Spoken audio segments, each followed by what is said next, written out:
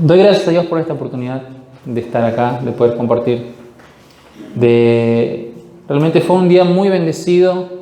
Creo que desde temprano que estamos conversando, charlando, y ver todas las bendiciones que el Señor hace en la iglesia, que ver todas las formas que el Señor obra en la iglesia,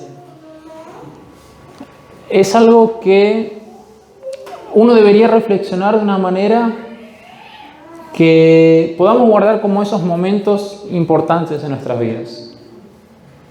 Momentos donde nosotros podamos crecer, donde nosotros podamos aprender de esas situaciones, de esos momentos, sean buenos o sean malos.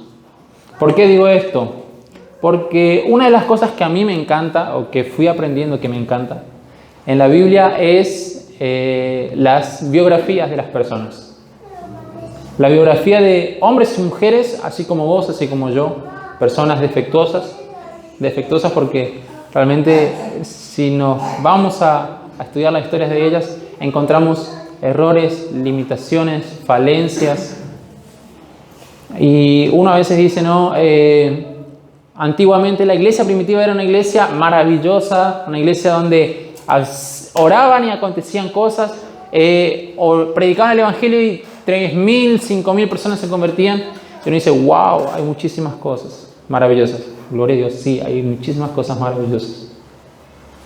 Pero nosotros, si vamos a ver esas historias, fueron historias donde Dios obró de una manera maravillosa, el Espíritu Santo obró de una forma maravillosa, espectacular, pero a través de personas defectuosas.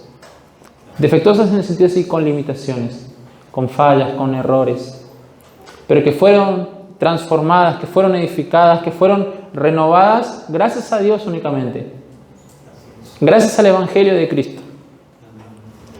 Si no fuera por eso, nosotros no comprenderíamos, hermanos, la gracia del poder de Dios si no viéramos las vidas y los errores y pecados y fallas de estas personas.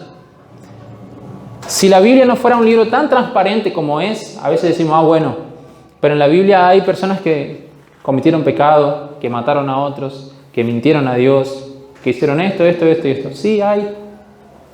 Pero ahí está la gracia del Evangelio. Porque imagínense todo perfecto, personas sin errores. Seguramente cometeríamos el error de atribuir esa gracia, esas obras a las personas.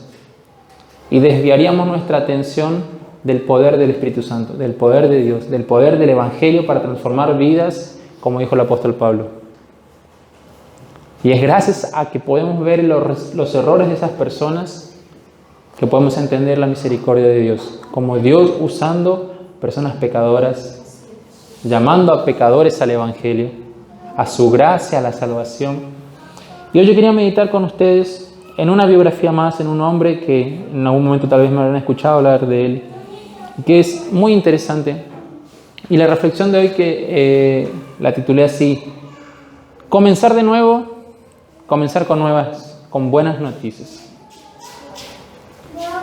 Y para nosotros poder entender un poquito, yo quería dar un panorama de este evangelio que nosotros tenemos acá. Nosotros tenemos en la Biblia el Evangelio de Marcos, en el Nuevo Testamento, que en nuestra Biblia figura como el segundo evangelio. Pero en realidad el Evangelio de Marcos fue el primer evangelio a ser escrito. Fue el primero de los 4 que escribió y dijo así: yo voy a contar el Evangelio, las buenas noticias. ¿Qué es el Evangelio? La historia de Cristo. ¿Qué es lo que hizo Dios a través de Cristo? El Dios encarnado, el Hijo de Dios.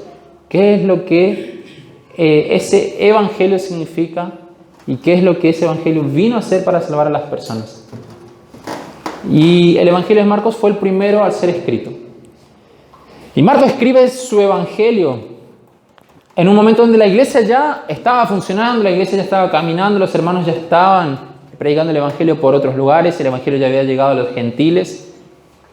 Pablo ya había escrito algunas de sus cartas, por lo menos 3 cartas ya fueron escritas del Nuevo Testamento, pero ningún evangelista había escrito la historia de Jesús.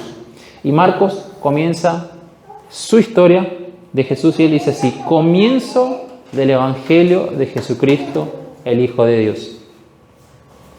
Y es interesante que Marcos es considerado por los estudiosos, ¿no?, de la Biblia como un evangelio sinóptico. Sinóptico significa esto: visto de una manera conjunta.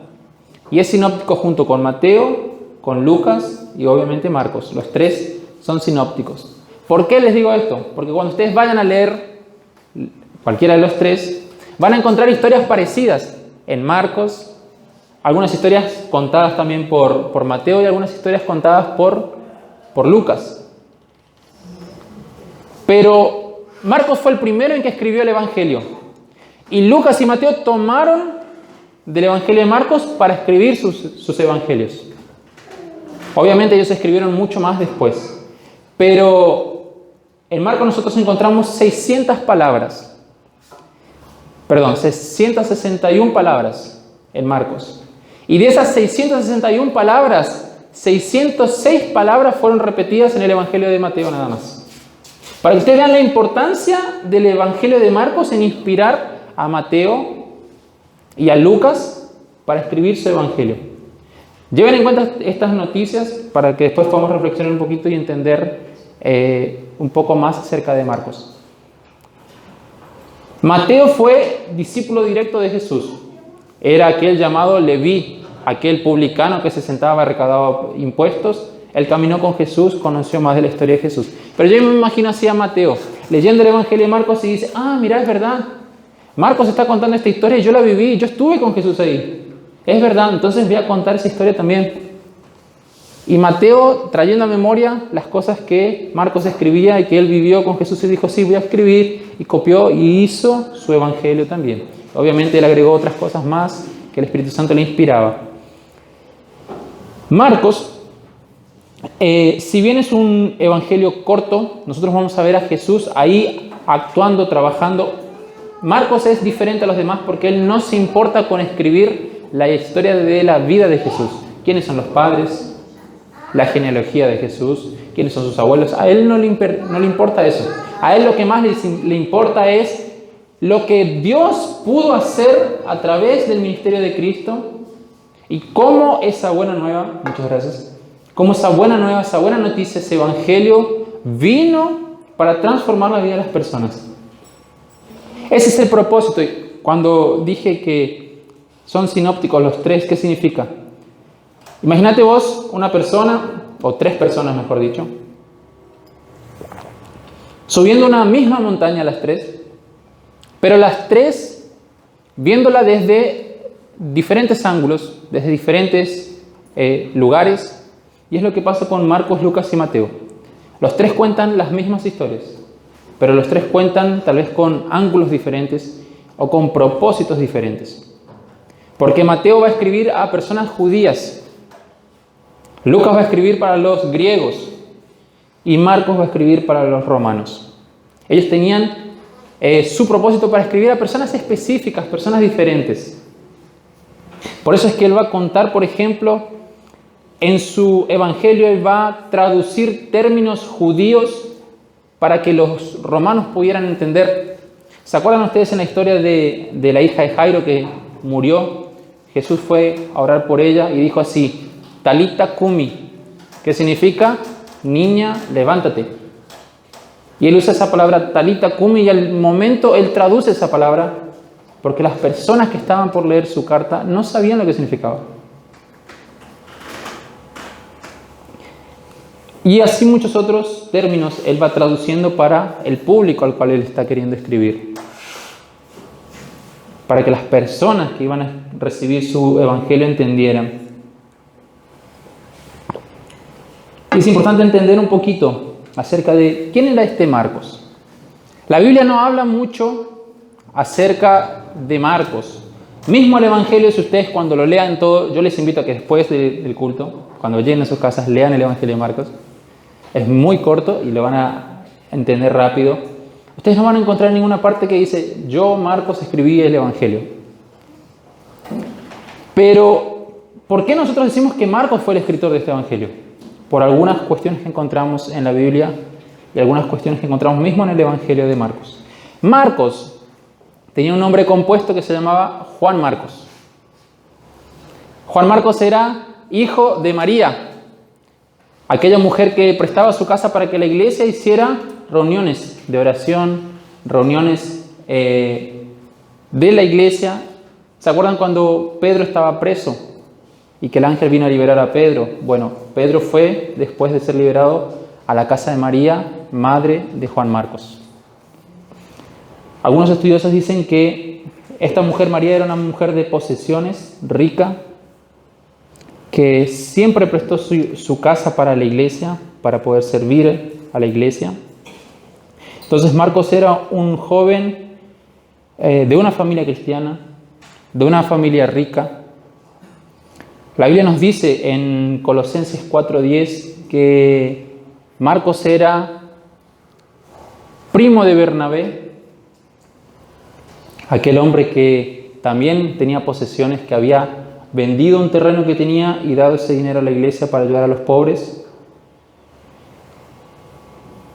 Y esta es la historia de Marcos. Y es interesante por qué hago este panorama del Evangelio y de la persona de Marcos. Porque en donde nosotros encontramos por primera vez el nombre de Marcos es en el segundo libro de Lucas, en el libro de los Hechos, capítulo 15. Del versículo 36, cuando los apóstoles se deciden, dicen, bueno, vamos a visitar otra vez a los hermanos, a las iglesias que plantamos, y vamos a animarlos a continuar en su fe, a continuar sirviendo a Dios. Y Bernabé decide llevar a Juan Marcos junto con ellos en el segundo viaje, y Pablo rechaza totalmente ese viaje junto con Marcos, porque ya en el primer viaje que hicieron lo llevaron también, pero Marcos decidió abandonarlos ni bien comenzó el viaje.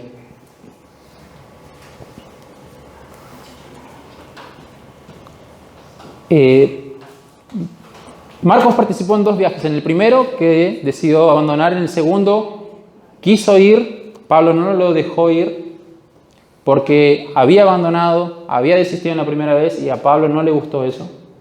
Así que tuvieron un problema con Bernabé y dijeron, bueno, está bien, no vamos juntos. Vos querés ir con Marcos, anda con Marcos, yo me voy con Silas. Y se fueron con Silas. Es interesante que la primera pelea entre los apóstoles fue por causa de un viaje misionero. ¿A qué quiero ir con todo esto, hermanos? Interesante que no muchas veces la influencia que uno tiene de una familia cristiana puede llevarnos a nosotros a tomar buenas decisiones. No por yo haber nacido en una familia cristiana significa que eso me va a dar en buenas decisiones siempre, me va a ir siempre todo bien. Su familia era una familia cristiana, su primo era aquel que se despojaba de todo, estaba dispuesto a ayudar a los pobres. Su primo era aquel que se dispuso a ir por todo el mundo, no importa si lo maltrataban, lo encerraban. Tal vez nosotros ni siquiera la Biblia no especifica por qué fue que Marcos decidió abandonarlos en el primer viaje. Tal vez él se dio cuenta que pensó que, bueno, va a ser un viaje de turismo, voy a conocer todo el mundo. A mí me encantaría conocer España, la verdad, tenemos parientes de mi esposa también allá, es un lugar que nos encantaría conocer. Imagínense, Marcos tal vez dice, yo quiero conocer el mundo, voy a ir con ellos, voy a predicar el Evangelio. Después se dio cuenta, no, es difícil. Llegó a Galacia, Pablo fue llevado preso, casi lo dejaron medio muerto, entonces no me voy, regreso a mi casa. Abandonó. En el segundo viaje quiere ir de nuevo y no, Pablo dice, no, yo no voy con vos. No por ser de una familia cristiana siempre nos va a ir bien todas las cosas. A veces pensamos que comenzamos bien, tenemos un futuro de suceso. Mis abuelos fundaron esta iglesia, me va a ir todo bien. No necesariamente. Y Marcos fue motivo de pelea, de división. Y es interesante, yo quisiera que ustedes me acompañen al libro de los Hechos, capítulo 15.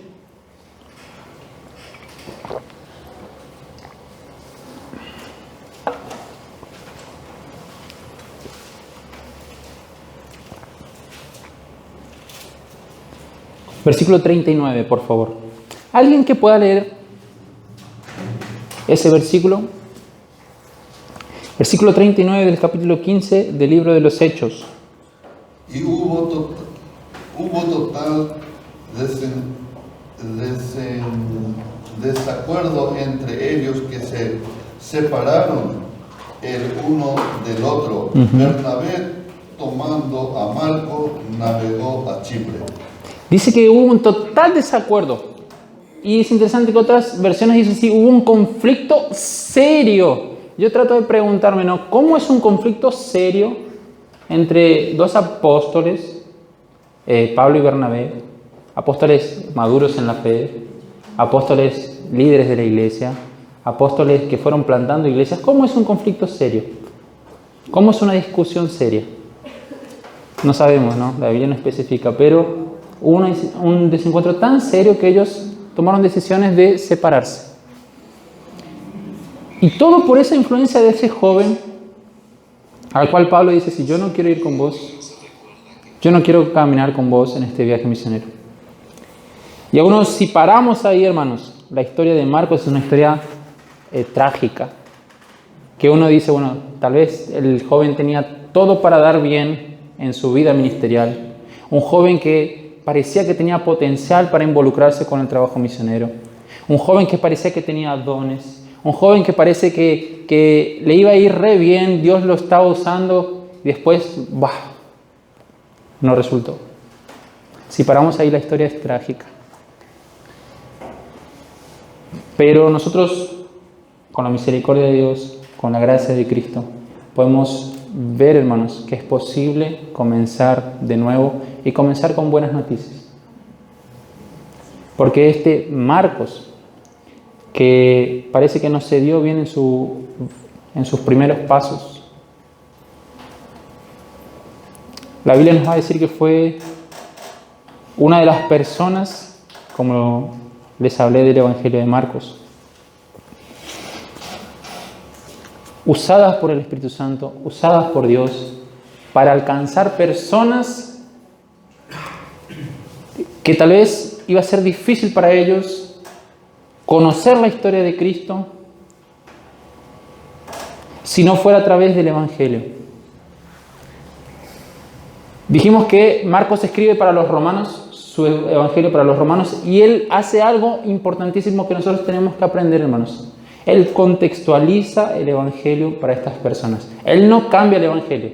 Él no cambia las buenas noticias de que Cristo vino y murió por ellos. Pero Él contextualiza. Los romanos no querían saber acerca de discursos. La idea del romano es acción. Ellos quieren acción. Y nosotros vemos en Marcos un evangelio de el siervo que está constantemente en acción. Nosotros vemos en Marcos a Jesús haciendo cosas, haciendo milagros, yendo de un lado para el otro. Jesús no para. Como dicen por ahí, no para quieto. Jesús no se queda. En Marcos nosotros vemos a Jesús actuando, haciendo, yendo, predicando. Y para los romanos los discursos grandes no eran lo importante. Mateo sí, porque Mateo él va a escribir 5 grandes discursos de Jesús, pero él escribe a otro público. ¿Y qué hace Marcos? Él contextualiza el Evangelio para su público. Porque él sabía que de esa manera iba a alcanzar a las personas. Hermanos, este joven que parecía que no dio un buen resultado al principio, fue este joven que fue el primero en ser usado por Dios para escribir el Evangelio de Dios, el Evangelio de Cristo. Usado por Dios para poder inspirar a otras 2 personas, a Mateo y a Lucas, a poder contar también la noticia de Jesús.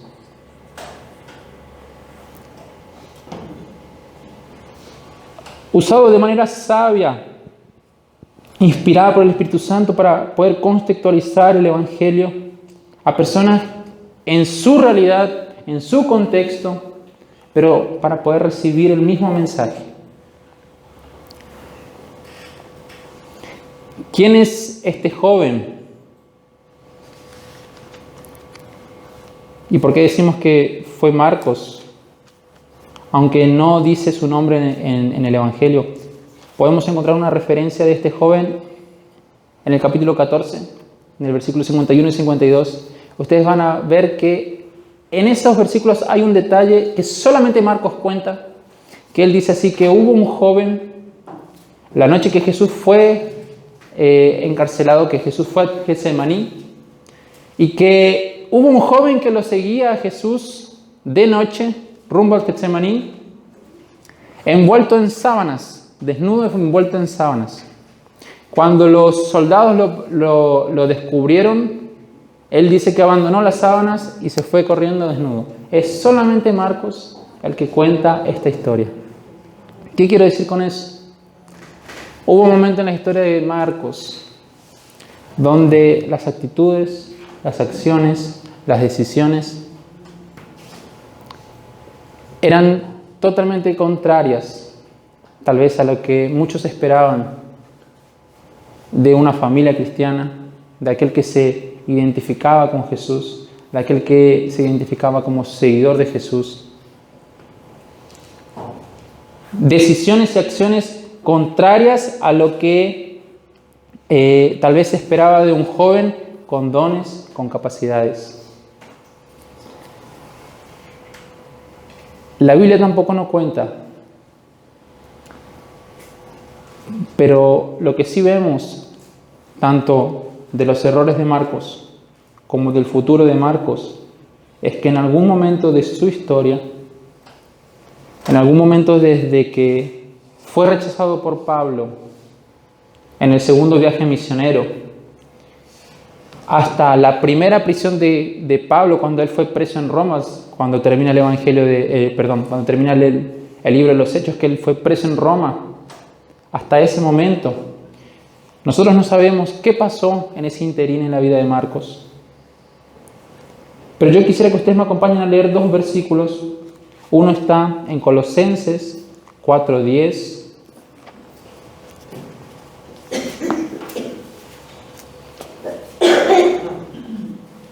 Perdón, vamos a leer tres versículos. Primero uno en Colosenses 4:10.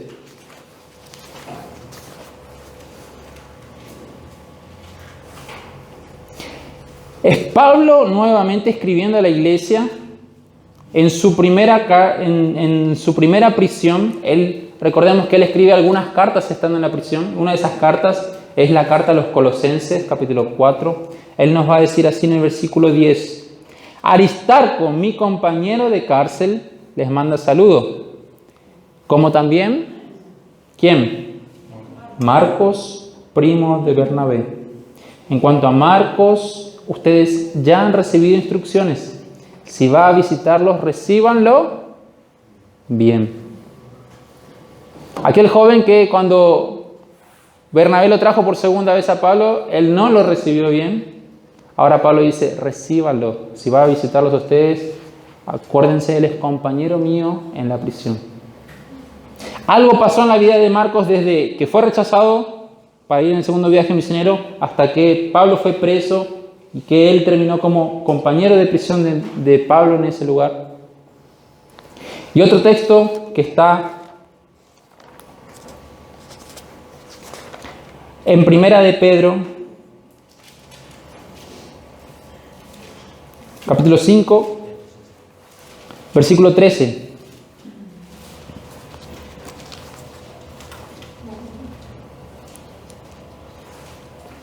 Primera de Pedro, capítulo 5, el versículo 13 nos dice así: saludos de la parte de la que está en Babilonia, escogida como ustedes, y también de mi hijo Marcos. Y el último texto que vamos a leer nos dice así en 2 Timoteo, capítulo 4.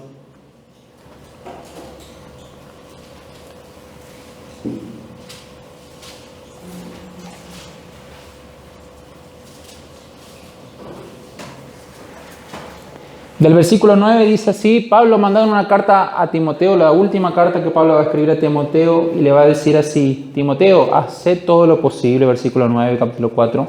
Segunda Timoteo dice: Timoteo, haz todo lo posible por venir a verme cuanto antes, pues Demas por amor a este mundo me ha abandonado y se ha ido a Tesalónica. Crescente se ha ido a Galacia y Tito a Dalmacia. Solo Lucas está conmigo.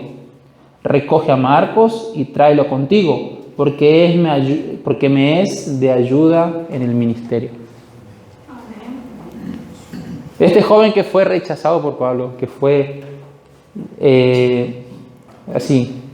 una persona que ya para Pablo no servía como una opción para hacer viajes, después se convierte en un compañero, se convierte en un instrumento de Dios para el Evangelio y se convierte en un instrumento de Dios en la vida del apóstol Pablo, que él dice así: me es útil para el ministerio.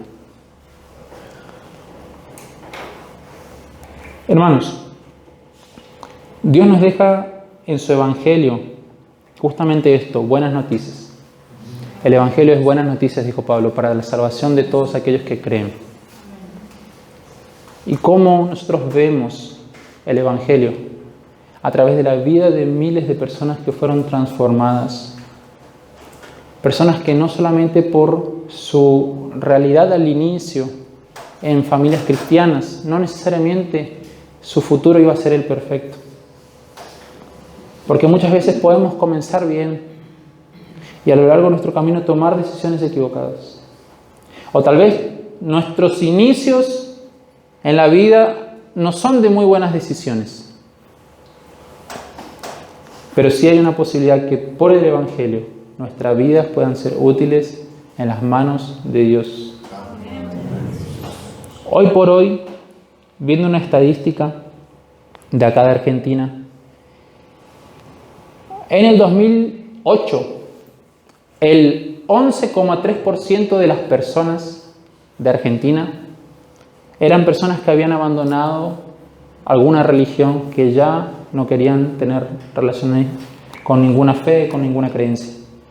Para el 2019, hace pocos años atrás, ese 11% subió a 18,9% de personas que dejaron de creer, o dejaron su fe, o no quieren ninguna relación con religión.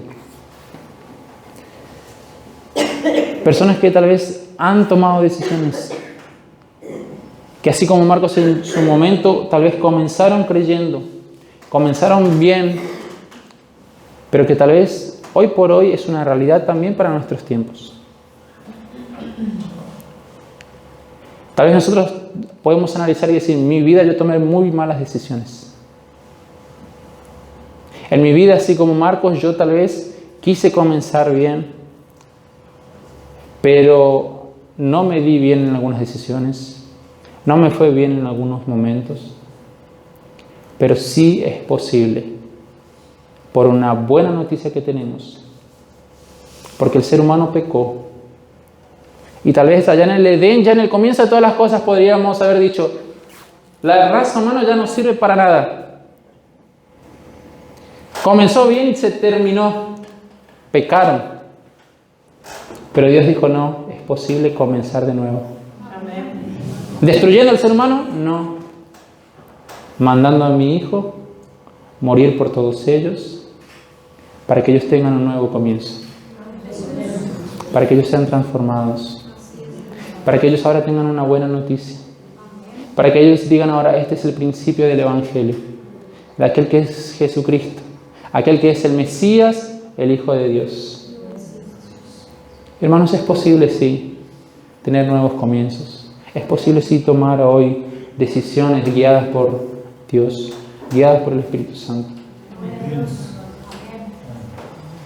Hoy nosotros entendemos que el Evangelio es la buena nueva de Dios transformando tu vida, de Dios transformando mi vida para la gloria de Cristo. Amén. Es mi deseo, hermanos, con la vida de Marcos poder aprender que no todo está dicho y no todo está perdido. Cristo vino para rescatar aquello que estaba perdido. Cristo vino para salvar aquello que parecía que ya no tenía más solución. Amén. Y que ojalá que podamos como Marcos, con este nuevo comienzo que tenemos tal vez en algunas áreas de nuestra vida, decir, ahora yo tengo una buena noticia.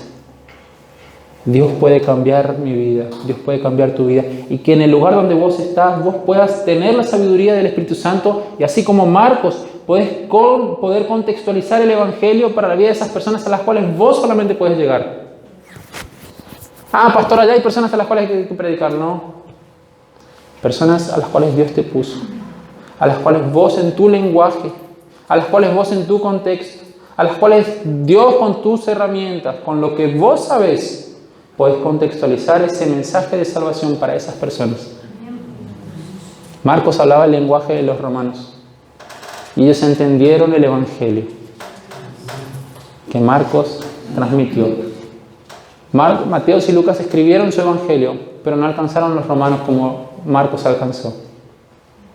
Y así que en el lugar donde Dios te colocó, que Dios te use para contextualizar su Evangelio, para llevar las buenas nuevas en un lenguaje que las personas puedan entender.